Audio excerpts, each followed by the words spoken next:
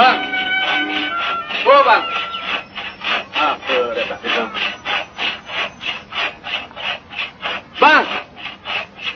Hoi, pekak. Pun tak dengar juga. Hoi, bang. Abu? Kau datang berdua saja?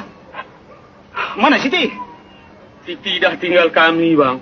Qalu inna lillahi wa inna ilaihi raji'un. Abu. Kenapa lah kau tak kasih tahu, Abu? Bila dia mati? Siapa yang mati, bang? Kau katakan tadi Siti.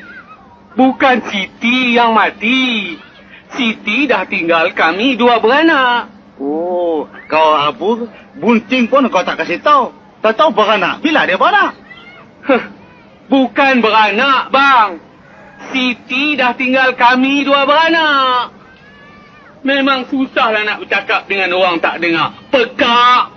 Oh, kakak ada di dalam. Timah? Oh, Timah. Abu, kau datang berdua saja? Siti tak datang? Apa nak buat, Kak? Jodoh saya dah habis. Saya dah bercerai, Kak. Abu, kenapa kau ni nak pergi sampai Gunung Jerai? Ni buat apa, Abu? Hutan. Bukan Gunung Jerai. Abu dengan Siti dah bercerai. Dah bercerai. Saya dah bercerai. Pasal apa yang kau bercerai? Begini, bang. Siti tu minta dengan saya nak jadi pelayan. Saya tak bagi. Itulah sebabnya.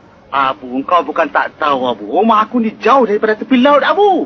Kalau dekat, senang. Senang apa, bang? Jadi nelayan. Mampuslah. Kau ni bang, lain yang orang cakap, lain yang kau jawab. Buatlah kerja tu.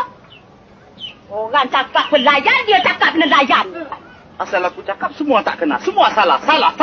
Memang salah lah, bang.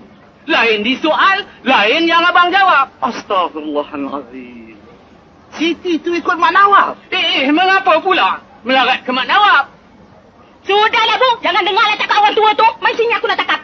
Betul kata kakak. Abang ni makin dilayan, makin peka. Kau pun nak marah aku juga? Sudahlah, bang.